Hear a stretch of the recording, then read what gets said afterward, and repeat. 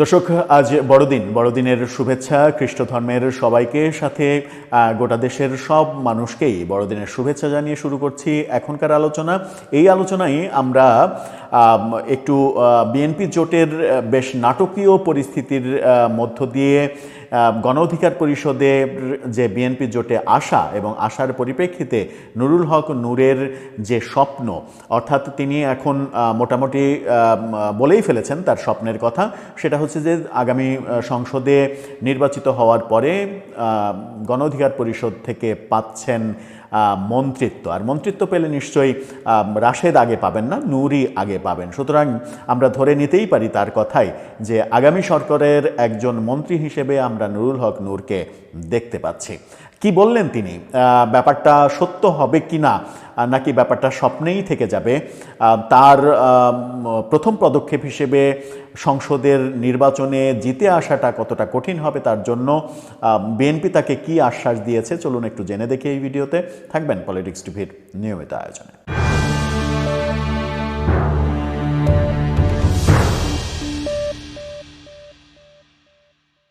দর্শক, বলছিলাম গণ অধিকার পরিষদের সভাপতি নুরুল হক নূরের কথা। তিনি বলেছেন বিএনপি তাকে কথা দিয়েছে আগামী সরকারে তাদেরকে রাখবে এবং মন্ত্রিত্ব দেবে, অন্তত একটা মন্ত্রিত্ব পাচ্ছেন। সেই ক্ষেত্রে নুরুল হক নূরই মন্ত্রী হচ্ছেন, এটা বলাই যায়। এটা তার ভাষ্য, বলা যায় এটা তার ভাষ্য। কি বলছেন তিনি? আজকের পত্রিকাকে তিনি এই কথাগুলো বলেছেন। আজকের পত্রিকার শিরোনামটা দেখে নিন, সেখানে বলা হচ্ছে বিএনপি সরকার গঠন করলে গণ অধিকারকে মন্ত্রিসভায় অন্তর্ভুক্ত করবে নূর। গণ অধিকার পরিষদকে যদি মন্ত্রিসভায় আনে তাহলে নুরুল হক নূর ছাড়া তো আর মন্ত্রী কেউ হবে না, রাশেদকে তো আর মন্ত্রী করবে না মূল নেতাকে বাদ দিয়ে। তিনি বলছেন বিএনপি সরকার গঠন করলে মন্ত্রী সহ গুরুত্বপূর্ণ জায়গায় রাখার প্রতিশ্রুতি দিয়েছে বিএনপি, এমনটা তিনি বলেছেন মন্ত্রিসভায় অন্তর্ভুক্ত সহ সরকার পরিচালনায় তাদের ভূমিকা থাকবে, এমন আশ্বাস দিয়েছে বিএনপি। গুলশানে এক সংবাদ সম্মেলনে তিনি এই কথা বলেছেন দীর্ঘদিন ধরেই বিএনপির সঙ্গে তাদের যুগপৎ আন্দোলন চলছে এবং দেশের বিভিন্ন গুরুত্বপূর্ণ প্রশ্নে দুই দলের অবস্থান প্রায় একই রকম। নুরুল হক নূর আজকের পত্রিকাকে বলেছেন, আমরা বিএনপির সঙ্গে দীর্ঘদিন ধরে একটি যুগপৎ আন্দোলনে আছি। বিএনপি একটি বড় রাজনৈতিক দল, তারা আগেই ঘোষণা দিয়েছিল গণ অভ্যুত্থানের পর ফ্যাসিবাদের পতন হলে যুগপৎ আন্দোলনের মিত্রদের নিয়ে একসাথে সরকার গঠন করবে এবং একসাথে নির্বাচন করবে। সেই সিদ্ধান্তের ধারাবাহিকতায় বিএনপি তাদের জন্য দুটি আসনে প্রার্থী না দেওয়ার সিদ্ধান্ত নিয়েছে, অর্থাৎ নুরুল হক নূর এবং রাশেদ খান এই দুই আসনে, পটুয়াখালী 3 এবং ঝিনাইদহ 4, এই দুই আসনে বিএনপি কোনো প্রার্থী দেবে না তাদের নির্বাচনের সুবিধার্থে। কিন্তু আমরা দেখেছি যে ঝিনাইদহ 4-এ রাশেদ খানের আসনে কিন্তু বিএনপির বিদ্রোহ শুরু হয়েছে। সেটা কতটা থামানো যাবে সেটাই এখন দেখার বিষয়। বিএনপি মহাসচিব মির্জা ফখরুল ইসলাম আলমগীর যে ঘোষণা দিয়েছেন সেই ঘোষণার পরেই নূর এই কথা বলেছেন। নূর বলেছেন বিএনপির মতো একটা বড় দলের পক্ষ থেকে একটি ইতিবাচক পদক্ষেপ নেওয়া হয়েছে, একই সঙ্গে জাতীয় সরকারে আমাদের গুরুত্বপূর্ণ জায়গায় রাখবে, এই বিষয়টি আমাদের আশ্বস্ত করেছে। এসব বিবেচনায় আমরা আপাতত বিএনপির সাথেই থাকছি এবং একসাথে নির্বাচন করব। তিনি একদিন আগে যে সিদ্ধান্ত তার দলের যে বিএনপি জোটে আসবে না সেই প্রসঙ্গে বলেছেন যে আমাদের মতো একটা দলের মাত্র 2 জনকে ছাড় দেবে, এই ব্যাপারটা দলের সমস্ত নেতৃবৃন্দকে বোঝানোটা অনেক বেশি কঠিন। তারপরেও বহু চড়াই উতরাইয়ের পরে আমরা শেষ পর্যন্ত সিদ্ধান্ত নিতে পেরেছি যে আমরা বিএনপির সঙ্গেই থাকব, বিএনপির সঙ্গেই নির্বাচন করব।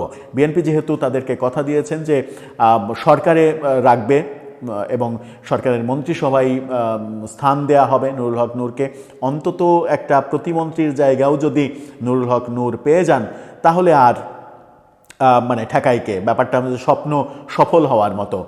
অতঃপর স্বপ্ন সফল হলো।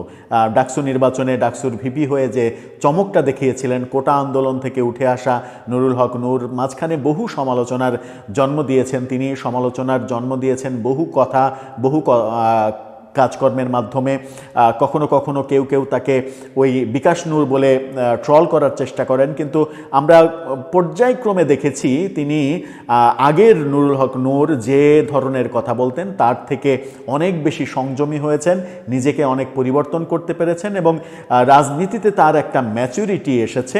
সেই ম্যাচুরিটিটা যদি ধারাবাহিকভাবে তিনি ধরে রাখতে পারেন, সামনের দিকে এগিয়ে নিতে পারেন, তাহলে আমার মনে হয় যে পূর্বের যে মানে তরুণ বয়সের যে আবেগ, রক্ত গরম করা যে আবেগটা ছিল, সেই আবেগের বশবর্তী হয়ে যে সকল কখনো কখনো উল্টাপাল্টা কথা বলতেন, সেগুলো থেকে বিরত হয়ে যদি সত্যি সত্যি একজন পরিপূর্ণ সংসদ সদস্য হওয়ার মতো অবস্থানে নিজেকে নিয়ে যেতে পারেন এবং মন্ত্রী হওয়ার মতো অবস্থানে নিজেকে নিয়ে যেতে পারেন, তাহলে সেটা বাংলাদেশের রাজনীতির জন্যই ভালো। কিন্তু এখন দেখার বিষয় যে বিএনপির মতো এত বড় একটা দল, সেই দলে সরকার গঠন যখন করবে, বিএনপি যখন তাদের নেতাকর্মীদের বঞ্চিত করছে বিভিন্ন আসনে এই নূরদের নমিনেশন দেওয়ার জন্য, বাগসাইটে নেতাদের বঞ্চিত করছে, রুমিন ফারহানা, মোয়াজ্জেম হোসেন আলালদের মতো নেতাদের বিএনপি মনোনয়ন দিতে পারছে না, ঠিক সেই সময় জাতীয় সরকারে রাখা, মানে এদের এই মানে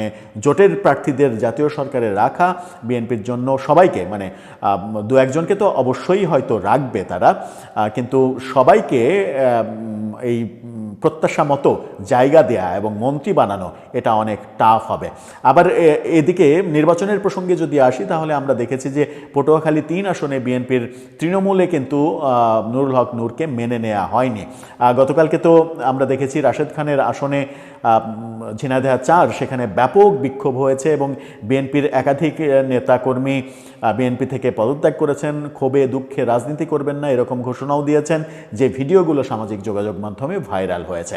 সুতরাং প্রথম কর্তব্য হচ্ছে তাদের নির্বাচনী বৈতরণী পার হওয়া, যেটা অনেক বেশি কঠিন কাজ হবে তাদের জন্য, কারণ তারা ভোট করবেন ট্রাক মার্কা নিয়ে, ধানের শীষ মার্কায় ভোট করতে পারছেন না।